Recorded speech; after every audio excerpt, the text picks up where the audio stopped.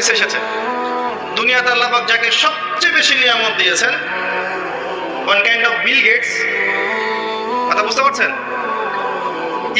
ইমানদার ছিল না, কাফের ছিল, প্রচুর ধন সম্পদ আল্লাহ পাক দিয়েছেন। আল্লাহ পাক তাকে এক মুহূর্তের জন্য জাহান্নামে ঢোকাবেন কিয়ামতের মাঠে, ঢুকিয়ে বের করবেন, বের করে বলবেন দুনিয়াতে সুখে ছিলে, দুনিয়াতে কি সুখে ছিলে তুমি? তখন সেই ব্যক্তি বলবে সুখ কি জিনিস আমি জানি না, সুখ শান্তি কি জিনিস আমি জানি না। এক সেকেন্ডে। এরপরে পৃথিবীতে সবচেয়ে কষ্টে যে ব্যক্তি ছিল, ধরে নেন আজকে সিরিয়ার মাজলুমদের মতো কেউ, বা প্যালেস্টাইনের মাজলুমদের মতো কেউ, বা আপনাদের এখানেও অনেক মাজলুম আছেন, পৃথিবীর বিভিন্ন জায়গায় এখন মাজলুমদের সংখ্যাই বেশি। যাই হোক, তাকে ঢোকানো হবে জান্নাতে এক সেকেন্ডের জন্য, এক মুহূর্তের জন্য, ঢুকিয়ে আবার বের করা।